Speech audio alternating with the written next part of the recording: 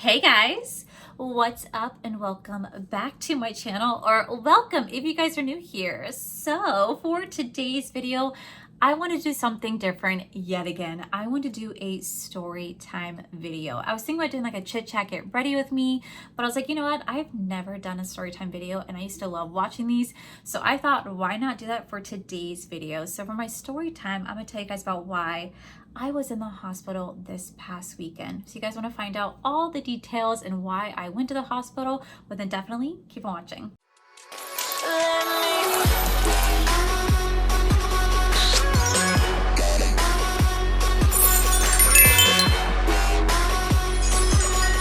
Okay, so I'm gonna start off this video saying that I didn't go to the hospital for some crazy reason. So if you're looking for like some crazy explanation, something like Grey's Anatomy style happened to me, I'm gonna let you guys know right now, that is not what happened at all. As much as I want to have my own Grey's Anatomy experience, it's not like that. and the reason why I went is so common, but yeah, I just want to let you guys know right now, don't expect some crazy story because it's not really a crazy story, but it's still a story because things did happen, worst fears did happen, and I'm here to tell you guys all about it. So on Wednesday night, like super Wednesday night, I want to say like this was like the 27th, 28th, I was having, I don't know, I guess like heart palpitations, a really weird like feeling in my chest where I was like, ooh, I have like this little like sharp pain like right over here.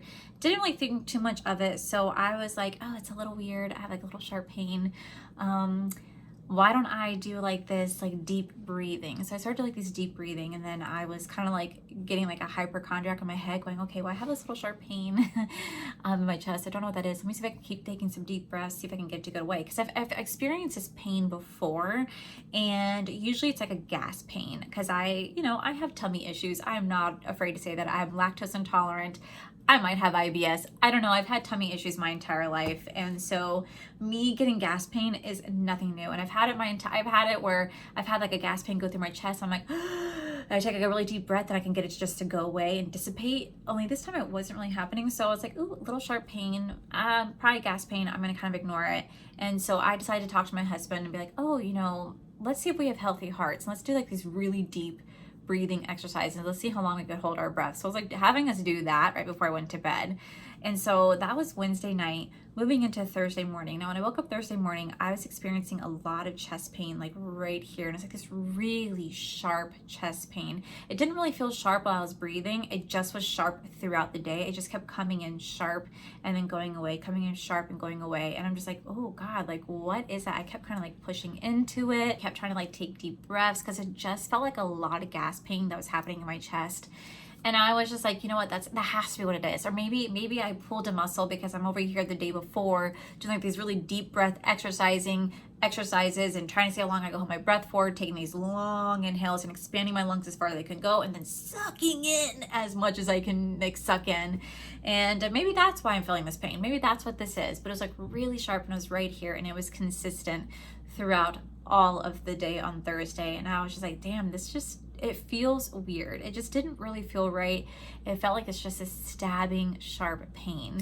So I ignored it because, well, I'm 34 years old. Who would have a heart problem at 34 years old? And I should have known better just because I know that you could be any age. Like legit, you could be any age and have heart problems. Like it is what it is. So I kind of overlooked it, and I had been complaining to my husband that whole day that my heart just like, it's just right here. It just keeps hurting. It just keeps hurting. I don't know what's going on. But I overlooked it because I just didn't want to advocate for myself. I didn't want to stand up and say anything. I didn't want to be the person that's like crying wolf if there's no reason to be crying wolf. So I just kind of overlooked it. And then we went to bed. And then the next day on Friday, it was happening again, just right here, this same stabbing pain. Now at this point, I'm like, okay, this is a little excessive. This is happening a little bit too long. And I got a little worried. And the reason I got a little worried is because I never had a chance to meet my grandfather because unfortunately my grandfather passed of a heart attack way before I was even born, way before my sister was even born. He did pass away of a heart attack. He did have triple bypass surgery. you know, in his life. He had a lot of heart issues. And then my father had a heart attack a couple of years ago, and he had to have a bypass surgery, and his heart's still doing great now, but he is part of the Zipper Club where he did have to go have heart surgery. That was a really scary time for me, knowing my dad had some heart issues. So knowing that my grandfather had heart issues and my dad, I kind of got a little paranoid, and then I did the one thing you're not supposed to do. Of course, I Googled my symptoms, and all my symptoms were saying, you're having heart attack. I'm like, there is just no way, because I don't have the arm pain, I don't have anything else. But I did find out that women do present heart attack and heart issues completely different than men. It could be, you could have a heart attack and it feel like digestion in your chest, like you just have bad digestion. It could be back pain. It could be swollen legs and feet. It could be headaches. It could be so many different things, like stabbing pain in your jaw and in your shoulders. Women present their heart issues completely differently than men. And I honestly didn't know that because I never really looked that up. But I was just kind of like, okay, I'm a little worried here, not really sure what's going on. I remember being on FaceTime with my friend James and kind of telling him my chest right here just kept really hurting, but I was just still gonna ignore it. I was like, maybe it's nothing. Maybe it's just this really bad gas pain that just needs to pass. I don't know.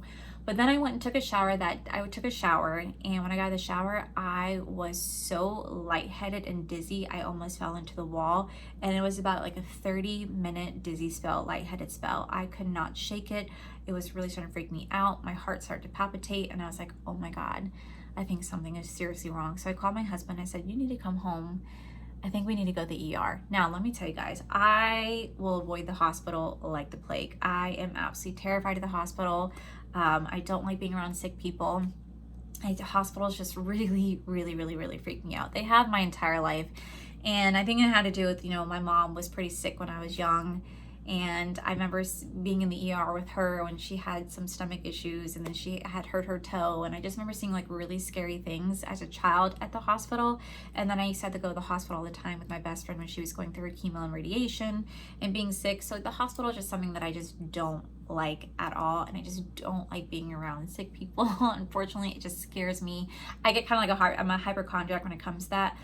But I tried to avoid it at all costs. And when I go to the hospital, I'm the one that's like, you know, I put a mask on. I freak out. I get really bad anxiety whenever I go. So it takes a lot for me to need to say I need to go. It was a moment that I said this. I started to cry to my husband, being like, I really don't want to go.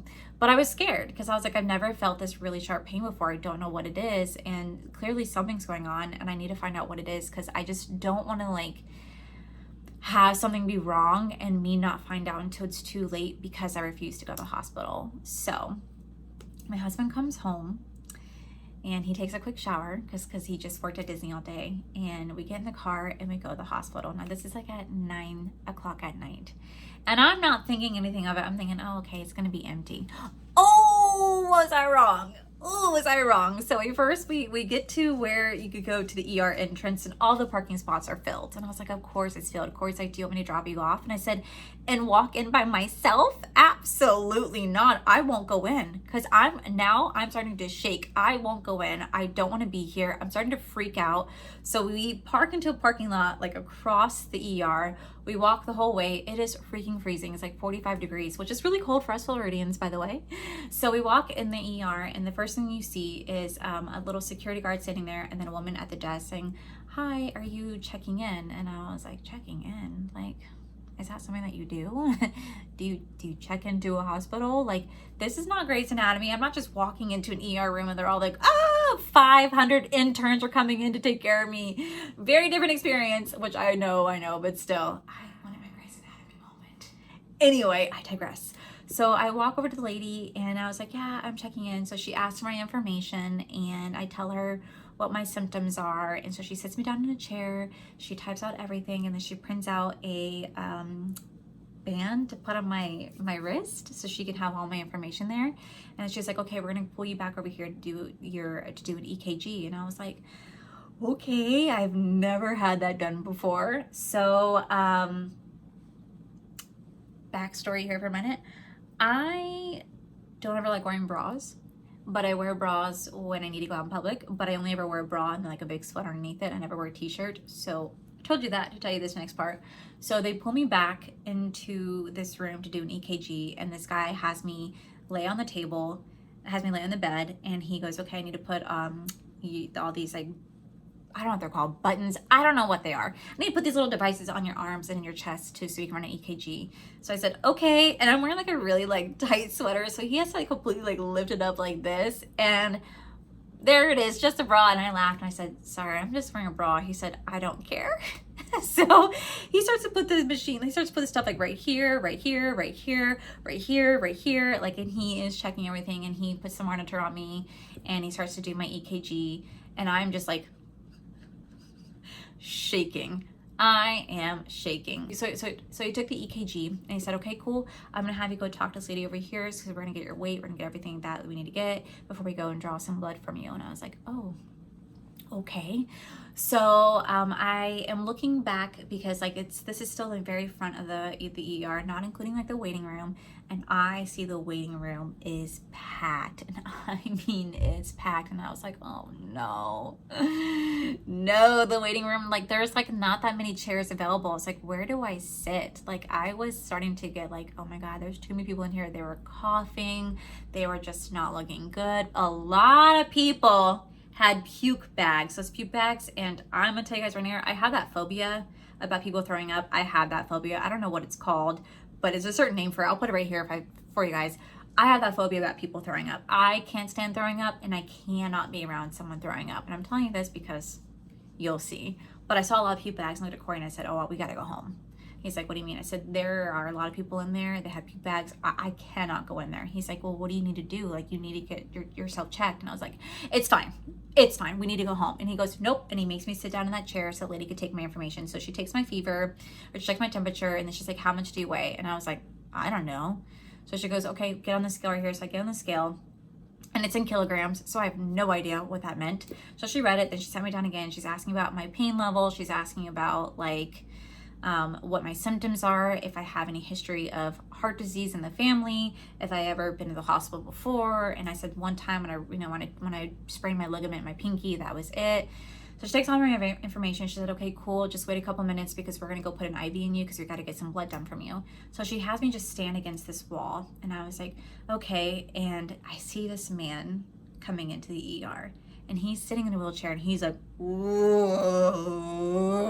And I was like, oh no. And they give him a puke bag, and I was like, oh no, please. No, don't come over here. Don't come over. I'm sitting. And he's sitting at the entrance, and the guy that did my EKG calls me over to go put an IV in me. And so he walks me over to the chair and he sits me down. And I've never had this done before. I've never had an IV. I've had my blood drawn before because I had to do blood work back when I was 27. And I've had my blood work done before. So I'm used to seeing my blood being drawn, but I've never had like an IV that they just like leave in you. So he sits my arm down and he's like tapping it, trying to find the vein. And I'm now locked into the guy that looks very green and very woozy, going, oh dear God, please don't bring him near me. Please do not bring this man near me because I don't know what I'm gonna do. I'm going to freak out. And what do? Oh, they wheeled him right next to me. And I was like, oh my God, please, please, please take him into another room. Take him elsewhere. Don't sit him right next to me. But they did. They set him right next to me, and they wheeled him right into the room right in front of me where I just did my EKG, and they're asking him questions, and he's just like, whoa, like that the whole time. And I see him like holding his bag. I was like, please don't freaking throw up, for the love of God. So I'm so distracted by what this is happening that the guy taps my wrist. I'm not paying attention. And then next thing I know, he sticks a needle into my arm. And I apologize for what I'm about to say, but I looked right over and I said, oh my God, what the fuck? And it just came right out because I've never had that done before, and it hurt. I just was not expecting it. And like go to like reach for him, and of course it's my hand like just reached over. He said he saw from like his perspective, my hand just reached over trying to grab air. Essentially, I was trying to reach for the guy to like grab onto him to be like, what are you doing? Like, this freaking hurts. But I just grabbed dead air, and my hand was just doing this weird like glitching motion like this, like trying to grab onto something. And he said, oh, I'm sorry. And I said, that really freaking hurt. And he goes, I'm sorry. I'm like, no, it's okay. It's okay. And then I look over and I see him starting to take vials of blood. And he takes 4 vials of blood. And by the time he gets his 4th one, I'm just like, you know, I'm getting a little not woozy, because the sight of blood does not make me want to throw up, does not gross me out, but I'm getting a little like lightheaded and dizzy. It does not take much for me to get like that way when it comes to my blood being drawn. The first time I had to get my blood drawn, I was 27, and they had to take like 6 or 7 vials of blood because I had to run a lot of tests on me. And I remember saying that I was a little lightheaded, but I stood up, and the next thing I know, I was on the floor, and they were picking me up, and they had orange juice and cookies ready to give to me because I had passed out because of how much blood they took. So it has nothing to do with me like seeing blood. It's just I don't do well, I guess, with them taking a lot of blood. So I was feeling a little woozy, and I let the guy know, like, you need to give me a second because I'm feeling a little lightheaded. He said, "Are you okay?" I was like, yeah. I was like, "I'm fine because I need to get away from this man right over here because I think something's about to happen." My spider tingly senses was telling me, you need to get out of the vicinity. So he hurried up, and then he goes, "Okay, we're gonna call you when your name is ready." And I said, "Okay." And I see this man start to like lean over, and I said, "Corey, we gotta go this way. We gotta go this way." And he goes, "Where am I?" "I don't know. We just gotta go this way." So Corey starts leading this way, leads me the way to the back, and I hear, "Excuse me, ma'am." And I turn around, it's the same guy, and he's holding a urine cup. He said, "I need you to take a urine sample." And I said, "Oh, okay." And I just snatched the bag. He said, hold on. I need to tell you what you need to do. You need to sit here. You need to, take this, alcohol wipe from front to back, pee in the cup, and then use the other alcohol wipe front to back, close everything up, put it back in this, the biohazard bag, and come bring it right into this container right here. And at this point, I'm like, yep, because my eyes are locked in on this man over here going, he's about to throw up. I need to get out of the vicinity. I need to get out of here. So I quickly snatched the bag and I hurried towards the bathroom. So I walk in the bathroom, nobody's there, and I said, okay, I could breathe. Or so I thought. So I walk into the bathroom, I start to follow the instructions, when someone comes in and I hear a burping noise. And I was like, oh my God, you've gotta be out of your mind. I can't do this. I can't. I start to literally cry. I'm like, please. And I hear the burping noise again. I was like, please don't throw up. And then I quickly like peed as fast as I could. I didn't even wipe myself with a second alcohol wipe. I shut the lid so fast. I threw open the stall door, and the noise is silent. I heard burping twice. I was like, oh my God, I think that person's gonna get sick, or they are, I don't know.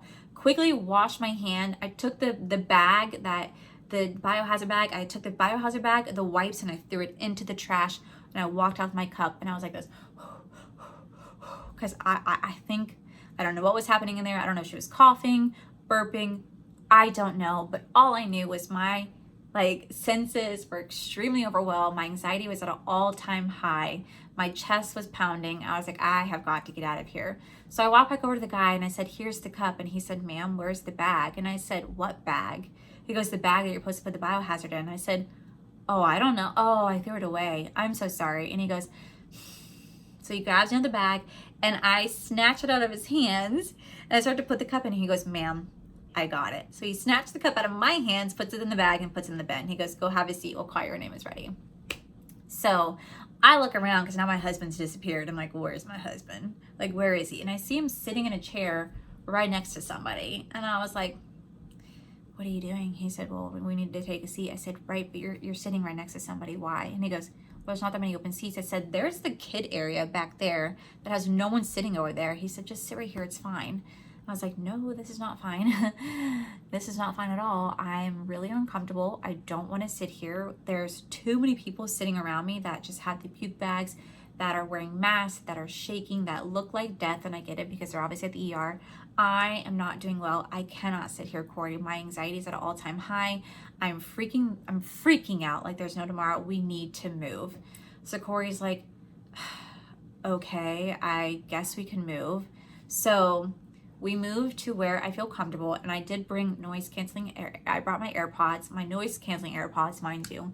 We sit over in the kid area, these not even chairs, just this little stump, and I just sit there. And he said, this is where you want to sit. I said, this is I'm facing the wall that just has trees painted on the wall, and I don't have to see what's happening behind me. This is the only place that I feel somewhat comfortable.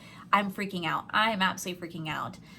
So he tries to comfort me because I am not doing well at this point. I am literally on the verge of a mental breakdown because I just don't do well in hospitals. They really, really, really freak me out. So we're sitting there, and then a couple that was sitting in the chair get called, so they moved over to these two chairs that are by themselves. And then we proceed to sit there for 3 hours. 3 hours we sat there. I was like, damn, this is taking forever. But I also realized it's like the 29th or the 30th. It's right before New Year's. And everybody's here because I'm at the tourist hospital. I'm at the hospital right next to Disney. So many people were there were tourists. And I had this old man and this old lady sitting right in front of me. The old man fell and hurt his head because you can see all the bandage wrap right here. And then I had this girl with like bright blue hair that I was just in a lot of back pain. And she was letting everybody know that she was in pain. She just kept screaming out how much pain she was in. So I felt really bad because like, that sucks to be in pain. And she was, I don't say she was my source of entertainment, but she was someone that I was just like watching because she got on the phone at one point. She started yelling at her husband about how much pain she's in, that she just had back surgery last week. She's in a lot of pain. She can't move and she needs to get out of this wheelchair that she's sitting in. So she calls another hospital and she's on speaker and she is screaming into the speakerphone how much pain she's in, that she's been waiting for 3 effing hours. This is freaking ridiculous. She needs, you're gonna hear my neighbor, I'm sorry, that she needs to be seen, she can't handle this, and she's letting everybody know how much pain she's in. Hardcore letting everybody know how much pain she was in. And just screaming out loud, "Ah!" And I'm just like, oh my God, like this is, what is this? I've never seen anything like this before. A nurse did come over to do vitals and she's screaming at the nurse that she demands to be seen right now. This is bullshit that she has to wait and that she's in so much pain. And the nurse is pretty much telling her, ma'am, we're so sorry. We are absolutely swamped right now. This is an emergency room, so it is based upon emergency. You know, who has a great emergency does need to go in first. We're so sorry. And she did not care about any of that. She wanted to be seen right then and there because of how much pain she was in. So I'm watching that. I'm trying to be on TikTok. I'm listening to just kind of the stories that are around me. And this big family comes in and they come in and sit right next to us. And this massive family, like 25 people are there. And they were speaking Spanish. So I had no idea what they said. But my husband actually took 2 years at UCF taking Spanish. So he was listening to their whole conversation. And they were pretty much there because a kid fell and broke his leg at Disney, unfortunately. So he was there. So they were being so, they were like, you know, being so sweet and so interactive, and we were just like having like a little bit of conversations because they were just like entertaining us at this point. And I also really love that they were there because they pretty much like blocked the entire ER area from me, so I didn't have to see what was going on. So we're sitting there, the lady's screaming, I'm listening to this family have a conversation about their kid's broken leg and Disney and all this type of stuff, when my name finally gets called about 3 hours in. So my name gets called and I stand up to go over there and the guy stops me, the same guy that did everything else, and said, oh no, I just need to take your vitals. And I said, oh, okay, do you know how much longer this is gonna be? And he goes, we're just really behind. It's been about like 3 hour wait for each people. I'm so sorry. And I said, well, obviously I must not be in too much of an emergency. You guys might not see anything if I'm not being called. He goes, your EKG came back normal, but we still have to run tests. I said, okay, cool. So he takes my vitals and I'm still sitting there with this damn IV in my arm and I can barely move. I'm freezing. It's so cold in the hospital. I'm sitting there more, and about 45 minutes later, I get called again. So me and my husband get up, and I get brought into this room, and it's like a different, I don't know if he's like a nurse or doctor. I don't know if he's a doctor. I think he might have been a nurse. That sat me down, and they asked my date of birth, my name, and the first thing they asked me is, are you pregnant? And I said, no, I'm not pregnant. My period should be starting. He goes, okay, yeah, no, your test came back negative. So I was like, well, then why did you ask? He goes, I just wanted to verify with you to know if you were pregnant or not. And I said, okay. Random. And he goes, okay, so I want to let you know we ran your EKG. Your EKG came back normal. We didn't see anything wrong with your heart. We did some blood work and your blood work came back good minus one test we're kind of concerned about. So we're actually going to go ahead and do some more testing. We're going to take some more blood to run a different test and we're going to do another EKG on you. So I said, okay. He goes, don't be concerned. Don't be alarmed. We're just trying to make sure you're okay here. And I said, okay. He's like, I'm so sorry about the wait. And I said, no, it's okay. So they pull me right back out of the room and I go right back to the room that did the EKG. This time it was a nurse and she was so freaking sweet. And at this point, I'm just shaking. Like my anxiety had been kicked in for so long, but I had like the anxiety shake. So I'm just sitting there just shaking. And so she has to go put back all the monitors on me and she's trying to be so sweet. She's trying to calm me down. I'm apologizing for how much I'm shaking. She's like, it's okay. You're okay. And like, I'm just like trembling hard, and she takes my EKG, and she was actually really sweet. I don't know if she's supposed to do this or not, but she actually showed me the monitor, and she showed me my heart rate. She said, this is what we're seeing right here. She's like, your EKG is completely normal. We're not seeing anything. So you're not currently having a heart attack. You're fine. We just want to let you know that we're not seeing any symptoms like that. So she made me feel a little bit better. She was very, very comforting. She's like, no, I gotta take some blood while we're doing this. So she took some blood, and she just made me feel very good about myself, and made me feel really good, and made me feel just kind of safe and comforted. So she's like, okay, I'm gonna go send this to the doctor right now. It shouldn't be much longer. Just go wait back in the waiting room. So we walk back out there, and we see that the 2 seats that we were sitting in, the advocate area, was taken. So we sat back in our original seats that we were sitting at. And I'm sitting there, and this is where the story takes a turn, because I see this older woman come in, and she goes and get an EKG machine. So she comes in, and she's there with her 2 granddaughters, and she goes in the EKG, she goes to get her EKG, and then she comes out, and she's going like, and I'm like, no. And her son quickly grabs a bag and grabs paper towels, and then they were incredibly sweet. They surrounded her, and she starts to throw up. Now, I will say I immediately put like my headphones in, because I was like, oh, I'm not really sure, but I didn't put any like noise on or anything that you couldn't hear anything. So I was like, okay, cool. Like, I know she's getting sick. I'm visibly seeing her being surrounded, but I know what's happening. So that is happening at the same time. A middle-aged man comes into the ER room in a wheelchair with his mother and his daughter, and he is just grabbing his side, like, the whole time grabbing his side. Now, I was like, ooh, that looks like he could either have appendicitis or he can have kidney stones. I thought kidney stones is because my dad had kidney stones when I was a kid. So remember how much pain he was in, and like he just kept doing this, but it wasn't like consistently. It was just like sporadically kept grabbing his side. So he comes in, and this is probably like 1:30, almost 2 o'clock in the morning, and they go and take his vitals, and then they make him sit right behind us. So he's sitting behind us with his wife and his probably like 8 or 9-year-old girl, and I'm looking back, and he's just like doing that sporadically, but he has a bag. And I was like, oh gosh, like I hope this man's okay. But I could tell this little girl was just so scared. Like, she was just so scared, and I don't blame her, because I was forced to go to the hospital when I was a child, because my mom had some stomach issues, and I was forced to go there. And I just remember how terrified I was to see my mother in pain. Absolutely terrified. My dad did not help the situation, by the way. He's like, your mother could die and you're not seeing her. And I was like, what, she's dying? And he's like, no, she's not, but like she could. And I was like, what? It absolutely terrified me. My mom and I laugh about it to this day, that my dad did that to me, but I was just that scared to see my mom in that type of pain. So we're sitting there, and they take this man from behind me, and they wheeled him to go get his blood work done. And the little girl behind me is like, Mom, I don't want to be here. I'm so scared. I can't do this. I don't want to see my dad like this. Please, I just want to go home. Please, please, please. I cannot be here. I cannot be here. And she's starting to freak out. And I'm just like, oh God, like I get you. Like, I want to be like, it's okay. It's okay. She's like, I just can't see my dad like this. And then it happened. She looks over and sees that old lady is getting sick, and she's like, Mom, I don't feel good. I don't want to be here. And then I hear it.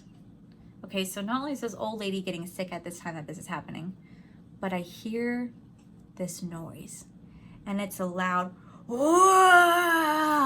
noise. And I went, oh dear God, that sounds like my dad. I love my dad, but my dad is very, very loud when he gets sick. And that's exactly how this man was. He was loud. I mean, every single person's head shot up and looked over in that direction for how loud it was. And that little girl behind me said, oh my God, Mom, Mom. And she starts freaking out. So I looked right at Corey and I said, nope. I had my headphones in. I completely cranked up music, put the noise canceling on, and I just went like this.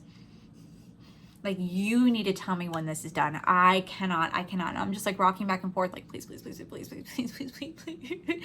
Crying, because my worst fear has been coming true of seeing people get sick and being around people get sick and hearing it. I cannot do it. It's the reason why I don't like hospitals. Like, just, it's my fear. It's a huge phobia of mine, and it's happening right next to us, and just a closed off curtain area. And I'm just like, oh, like the whole time. So Corey finally taps me, and he's like, okay, he's done. And I was like, are you sure? And he was like, yes, he's done. And the guy gets wheeled back by the same guy that took my blood. And he is so white, and he has his bag, and it is filled. And I was like, oh my God. That little girl sees her dad and says, Mom, I cannot be here. I cannot sit next to him. Please don't make me do this. Please, please, please. I want to go home. I can't be here. I can't be here. And I felt so bad because she's trying to reassure her, but she's also trying to be there for her husband.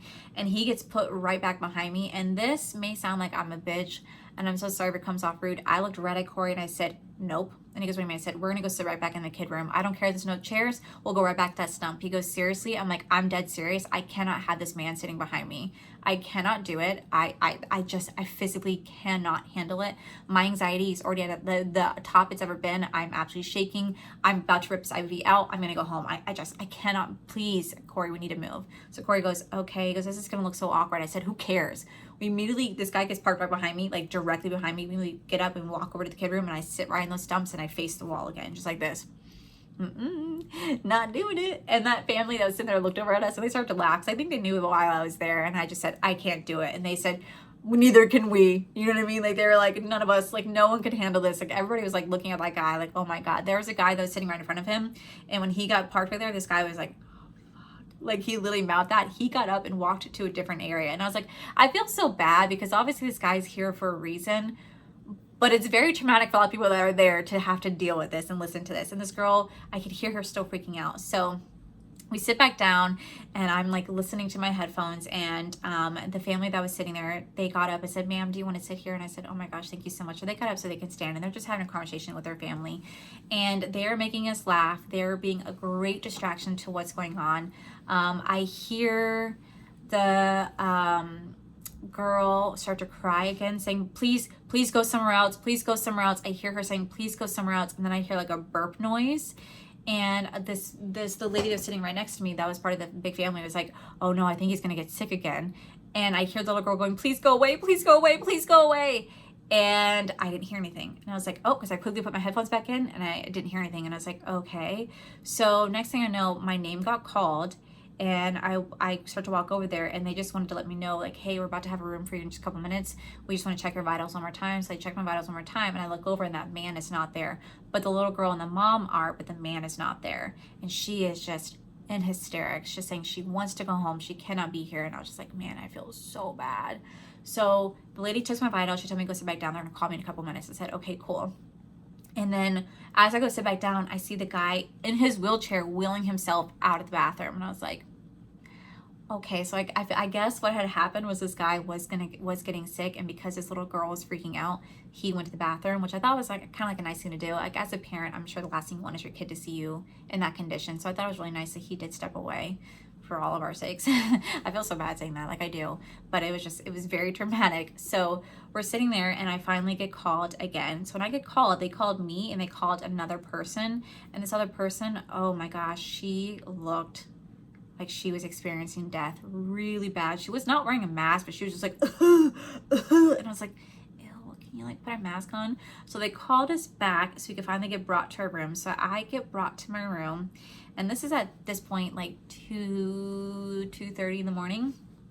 I get back to my room, and they shut the door, and a nurse comes in. She's like, okay, we have to hook you up to all these heart monitors. And I was like, what? She's like, yeah, I'm so sorry, we have to hook you up to all these heart monitors. And she puts on different heart monitors than what I was experiencing, and I'm just shaking so hard. She's like, are you cold? And I said, I'm freezing, but I'm also having a lot of anxiety. So she takes all these warm blankets and she puts them on top of me, and then she sees Corey, who's just sitting there just shivering as well, and she puts blankets on Corey, and she said, okay, we're gonna just wait for the doctor to come in and talk to you. And I was like, okay. So I'm sitting there, and we put the TV on, and we're just sitting there just like trying to figure out like what's happening. The cardiologist comes in and he introduced himself to me. Very good looking guy, by the way. It's like, now this is my Grey's Anatomy moment. This is Mr. McDreamy coming in. So he comes in and introduced himself to me, and he kind of asked what my symptoms are, and I told him everything. And he said that I did the right thing by coming in, because he said he just had a 29-year-old in the day before who was actually having a heart attack. So he came over and he started really kind of like pushing into like my lungs and my chest, and then he took a stethoscope and was like pushing, but had me take really, really, really deep breaths and exhale as much as I can so he could really listen to my heart and lungs. And then he said, okay, I'm gonna have you do an x-ray to see if maybe you're having like a gas bubble, see if we can see what's going on. So I'm gonna have you do an x-ray. I'm gonna come back and talk to you about your blood work. I said, okay, cool. He walks out of the room. At the same time, the x-ray technician comes in, and I said, oh, you guys can bring x-rays to you? He said, yes, ma'am, we can bring x-rays to you. I said, okay. He goes, are you wearing a bra? I said, I am. He goes, I need you to take your bra off. And I said, okay. And he goes, all right, I'm just going to step out of the room really fast so you can take your bra off. And I was like, don't even bother. And he goes, what do you mean? I said, I can take my bra off with one hand under the sweater. You do not have to, you know, leave the room. I can literally take my bra off, slip the straps off, and pull it right out of my sweater.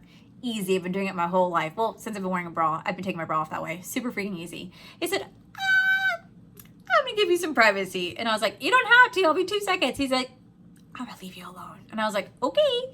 So I took my bra off, but this time I actually did need help, and I'm glad that he did step out because I forgot that I have that big old IV right here in my arm. And my husband and I have to figure out how to move up my tight sweater that I was wearing, and for him to move the strap over that without hurting it. Because at this point, this thing has been bothering me. It's been sitting in here and it's just been hurting this whole time because it's just a pinch. Anytime I move anything, it was like a pinch.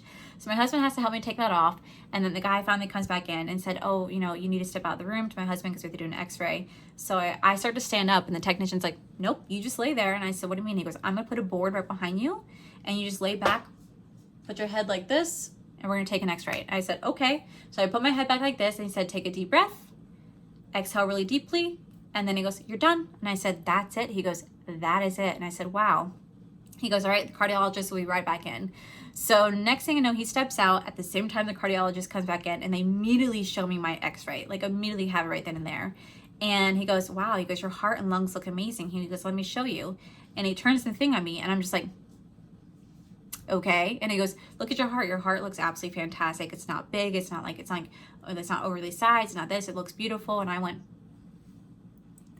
I don't see it. And he goes, it's right here. And I went, yeah, no, I don't, sure. Yeah, that's it. He goes, do you not see it? And I said, no, I don't know what I'm looking at. Okay. I don't know. You have to point it. And he goes, it's this black mass right here. And I said, oh, so he laughs. He said, okay, so your x-rays are not showing that you have any sort of gas bubbles, or your x-rays are not really showing any gas veins, or, you know, any gas or anything trapped into your lungs or your heart. So I'm actually going to go ahead and send you down for a CT scan with contrast. He goes, because one of your blood works came back kind of concerning. And I said, okay. He goes, are you on the pill? And I said, no, sir, I'm not. He said, well, we did the D-dimer test on you, and the D-dimer test came back abnormal, which usually indicates that you could have a blood clot. So that could be actually what's causing the pain inside your chest, is there might be blood clot there. So I want to send you down to CT scan with contrast just to make sure that we could roll that as an option. We could roll that out as an option. So I was like, okay, I've never done that before. He said, really? I said, no, this is my actually first time being like in the hospital, like to this point. And I said, well, there's a first for everything, right? And I said, yeah, all right. So he leaves the room. The hospital transport guy comes in, and he has an army bag with water. He's like, good night. He's like, good morning or good evening, whatever one you look at. And I said, hello. He goes, I'm here to take you down to the CT scan. I said, okay. I was like, do I have to go in the wheelchair? He said, yes, ma'am, you do. And I said, okay. I was like, can I bring my blanket? He said, if you want. And I was like, no, it's fine. I'll leave it here. So I leave the blanket there, and he wheels me down, and I'm just like sitting there going, this is like awkward, because I've just being in a wheelchair, being pushed around by somebody I don't know. So I was like, so how are you? He's like, good, how are you? I was like, when do you get off? He's like, at 7 p.m. I said, is it crazy busy? He goes, oh, it's so crazy busy. He goes, it is so busy. We've not been this busy in a hot minute. And I said, really? He goes, yeah, no, it's just been wild today, nonstop, back and forth. I said, well, at least it's making your time go by faster. He said, it sure is. So he takes me down to where the CT machine is at, and he opens the door. And I immediately was like, because I've never seen a CT machine besides what I see like on Grey's Anatomy. That's my only point of reference that I have. So I'm sorry I keep bringing that up, because I know the show and real medical stuff is just completely different. So he wheels me into the room. It's kind of like dark, and I see like this big old machine like this. And he said, all right, is this your first time? And I said, yes. He goes, okay, I'm gonna have the CT technician. He's gonna walk you through it. I hope you have a good evening and feel better. I said, thank you so much. So I stand in the wheelchair, and the CT technician's like, all right, so what I'm gonna have you do is I'm gonna have you lay on this bed, and the machine's gonna lift up. We're gonna put you in, and then we're gonna put iodine in you so you can do contrast. He goes, I wanna let you know the iodine is gonna make you feel really warm and flush. It's a quick feeling. It goes very really quickly. It's not painful, but you are gonna experience a really like heat flash for a minute, just so you know. And I was like, okay. He's like, are you okay? I was like, yeah, I've never done anything like this. This is not like what I see on TV. And he goes, you gonna be okay? And I said, yeah, I'm fine. I'm fine. Well, I'm really claustrophobic, just so you know. So he has me lay down on the bed, and I'm just like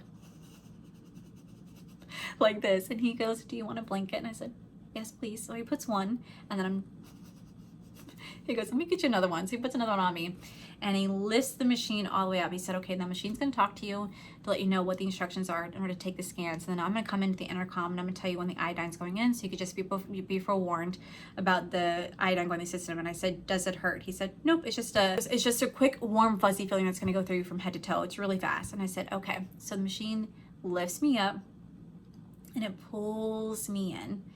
And when it pulls me in, I didn't realize like how close you are to the top. And I was like, oh my God, I'm gonna have a panic attack, because I am claustrophobic and I'm staring at this big machine and it's dark. Oh my gosh, what do I do? So the machine, I'm looking at the machine said, stop breathing. And I was like, oh, I didn't even take a breath. I just stopped breathing. And then it pulls me all the way out, and it said, start breathing. And then it pulls me back in, and it says, take a deep breath, exhale. And it pulls me back out, and then it pulls me right back in, and it says, breathe normally. And I was like, okay. And then the machine starts spinning around so fast. I mean, like so fast. And I was just like, I'm gonna close my eyes. I'm gonna close my eyes, because this is a little scary. This is becoming too real for me. This is really scary. And the guy comes in intercom and says, okay, we're gonna go ahead and put the iodine in you now. It's gonna be a quick heat flash, but you won't feel any pain. And I was like, okay. And I hear the machine go, like something like making a noise. And I hear something kind of like right on my left where my IV is at. My arms are behind my head like this. And out of nowhere, I mean, the second I hear that noise, it's the hottest heat flash I ever had in my entire life, just from head to toe in an instant, just head to toe. My vagina felt like it was on fire, and I was like, oh dear God, I just pissed myself. Literally, I just pissed myself for how hot this was. Did not expect it. And the guy goes, okay, you're done, and pulls me out. And the first thing I said to the guy was, did I pee? And he goes, no, ma'am, you did not pee. I said, that was really intense. I've never had that heat flash before. I said, I was cold, but now I'm not. He said, well, I'm glad you enjoyed it. He goes, a lot of patients think they pee themselves, but you did not. You did good. And I said, okay, cool. He goes, all right, I'm going to have you go back in the chair, take the blanket with you. I'm going to put you right back outside for the hospital transport is going to come and get you. So he pulls me right back outside. And this time I'm not alone. There's a lady in the bed. There's a lady in a bed sitting right next to me. And I recognized the lady in the bed as the old lady that was throwing up in the ER room. I was like, oh no. Oh no. And she is talking to her granddaughter. And I'm not really hearing fully what the conversation is, because I'm trying so hard to keep myself distracted and not fully pay attention, because I'm just like, this is just really overwhelming for me. And so I hear her say something about vomit. And I hear the daughter go, oh my gosh, are you gonna vomit? And I was like, please don't. And she goes, no. And she said something else. I don't know what she was saying, but she did not. And next thing I know, the door opens and the hospital transport came down and got me. And he goes, I'll be right with you when I come back. He goes, someone's gonna be right with you, ma'am. And he pulls me away. He starts to take me back to my room. And he was like, you having fun? And I was like, no, I'm not. I said, are you? He goes, well, this is really busy. He goes, if you would have come here before Christmas, we were dead. He goes, how long did you wait so far? I said, well, I've been here since 9. At this point, it's like 3:30, 4 o'clock at this point. He goes, woo, we're so sorry about the wait. He goes, normally never like this. I said, no, it's okay. So he brings me back to the room, and the nurse comes back in. She's like, can I get you anything? And I was like, can I please have some water? Because I haven't had anything to drink, anything to eat since 3:30 that afternoon, mind you. And she's like, yeah, of course. So the cardiologist probably comes in within like 20 minutes. Like, they did not play when it came to this. He came back in and he did another examination on my chest, and he did another, like, they were like checking my blood pressure, and they're checking my pulse and everything like that. And he said, okay, your blood work, he goes, your CT scan looks completely fantastic. He goes, I don't see any clogged arteries. I don't see any blood blockages in your veins. He goes, your heart and lungs look completely healthy. He goes, sometimes a D-dimer test can come back abnormal from many things like stress, anxiety, maybe not really eating. He goes, so many things can cause it. He goes, that's why we wanted to do like another test and everything that to make sure you're okay, because but I'm not seeing anything to indicate that you have any sort of like heart or lung issues right now. He goes, so honestly, probably the pain that you're experiencing is like you could be having gas pains, you could be having a big muscle strain. He goes, or you could have underlying health issues. There's really no way of knowing without running all these different tests. But from what we're seeing, the biggest thing is that you have nothing wrong with your lungs, you have nothing wrong with your heart. So you were completely fine there. He goes, you did the right thing by coming in. And he shows me like my scans, and I was like, I don't really know what I'm looking at. He goes, you have a healthy heart and lungs. He goes, so I don't really know what to tell you what the issue is, but I'm going to give you some pain medication. I'm also going to make you take some baby aspirin because I just want to make sure that you're okay. He goes, obviously, if you continue to experience this pain, please come back in. He goes, but I overall think that it's just gas pain or that you pulled a muscle. So I'm not really seeing anything else to indicate that there's an underlying issue at this point. So I said, okay, well, I'm feeling kind of nauseous. Is the pain medication, is that going to like hurt my stomach? He goes, well, it's hydrocodone, and it can up your stomach. Have you had anything to eat? I'm like, not since 3:30. He goes, you said you're nauseous? I said, it's not that type of nauseous. It's the type of like, I'm starving nausea, like that type of nausea. He goes, okay, have the nurse bring you some crackers and some juice, and we're going to get you fed before we give you the medication, and then you're going to be good to go. And I said, okay. So she comes in and she gives me ice water because she offered me apple juice, but I don't really care for apple juice. And she gives me graham crackers, and I'm forced to eat the entire thing. And at this point, because my anxiety is so high, because I've not eaten and I'm nauseous, I could barely stand to eat these crackers. I'm just like, but they forced me to. My husband forced me to, and they came in, and she's like, okay, the doctor ordered you to get, you know, some hydrocodone and some baby aspirin. I said, are these big pills? And she said, no, why? I said, because I just suck at taking pills. She's like, no, you're good, you're good. She's like, you can chew the baby aspirin. It doesn't have a good taste, but you can chew it. And I said, no, I'll just take it. So they came in with the hydrocodone. They came in with the baby aspirin. They keep asking for my date of birth to make sure that I guess I'm me. They're scanning everything. And I take the medication, and she's like, all right, I'm just going to have you wait here for a little bit just before we discharge you, just to make sure you're good to go. Okay, I was like, I've never taken anything like this before. She's like, never? I said, no. She's like, okay, well, the hydrocodone is going to make you feel very tired and drowsy. So I said, okay. So she's like, we're going to come back in one more time to check on you and just to make sure you're good to go. So about 45 minutes later, the doctor came in one more time to ask how I was feeling. And I was like, feeling good. Because you're feeling good. I said, yeah, I just feel like I'm just like all warm and fuzzy and I could just go to sleep. And he goes, okay, that means the pain medication is kicking in. He goes, you're good to go. Check my pulse, check my blood pressure one time, and said, you're good to go. So the nurse comes in, she takes out my IV, and then she goes to remove some of the hard stuff that was connected to me. And I'm not wearing a bra, so she pulls my shirt all the way this way, and I'm like, there's just my tits. And I was like, sorry, good to see my tits. She's like, I don't care. So she pulls all the heart monitors off me, pulls the IV out, takes everything off my arm, discharges us. And so we go and leave. And by the time we leave and get home, it's 6:30 in the morning. And I looked right at Corey, and I was like, I have stayed up for 24 hours at this point because we get up at 7 o'clock in the morning at this point. I call my parents, let my parents know what's going on because I want them to know. And I go to sleep, and I sleep for just a couple hours. I don't want to waste the whole day. I wake up, and that pain was gone. But then like this whole area for the next 24 hours was so incredibly sore. It felt like I had spent like 24 hours just coughing nonstop, and my chest bone was really sore. But that's pretty much what happened. I am doing a follow-up with my doctor to make sure that everything's okay. I have all my scans on my phone because I get to connect to the hospital app that they have. But that's pretty much why I was in the hospital, was because I was having really severe chest pains. I don't really know what caused it. I want to say it's gas pains. I talked to my mom. She said it was gas pains because she experienced like this something before. And then Corey was telling people at work, and there was a buddy there who had the exact same symptoms as me, and it was actually diagnosed as gas pains for him.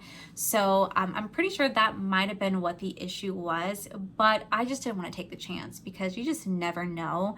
And I told you guys earlier this year that my word for this year is to advocate for myself.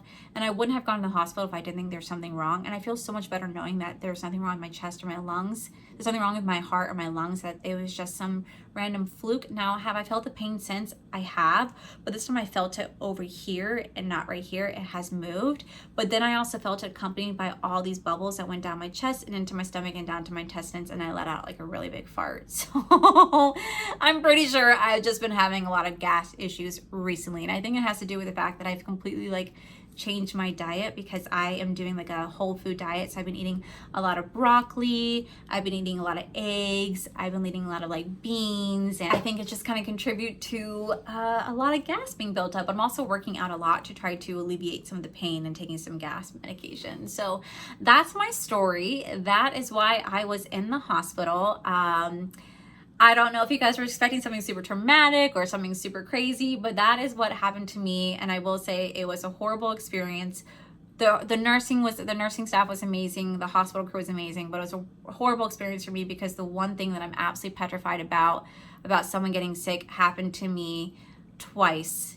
Happened to me twice, if not 3 times. If that first gentleman was getting sick, I don't know. But it happened to me twice, to sit there and see and to hear someone getting sick. I've told you guys stories before about me being on an airplane when this happened to me, about me being on a freaking Universal Studios bus and it happening to me. It is just the worst thing that I'm absolutely terrified about. I had that horrible phobia, and I had to witness that, and then just to witness everybody else. It's just I realized I really don't like hospitals. They're not fun. They're not a Grey's Anatomy experience. I'm not gonna find like a Christina Yang coming to take care of me. So it just is overall not fun. But I'm also really happy that I went, because I did feel a lot better knowing that I was okay. So that is why I'm really big on advocating for yourself, because you just never know. And I just know that, and now knowing that like women do present heart issues completely different than men, it was a very vital piece of information that I learned and took away. And yeah, so that's my story. Like I said, I was gonna do like a sit down chit chat, get ready with me, do my makeup, and tell you guys a story. But then I just kind of want to do something different, where I just sit back, relax, in some of my favorite space, and I tell you guys kind of why I went to the hospital, because so many of you guys were asking about it. You guys were like, "Are you okay? What's going on?" And I just kind of want to tell you guys. So if you guys feel like something is wrong, go get checked. Make sure you're okay, because you just never know. So yeah, that's my story. That's my story. If you guys have any stories that you guys want to share, please leave it down below. But that is it for today's video, guys. If you guys enjoyed today's video, please make sure you guys give this video a cheeky thumbs up.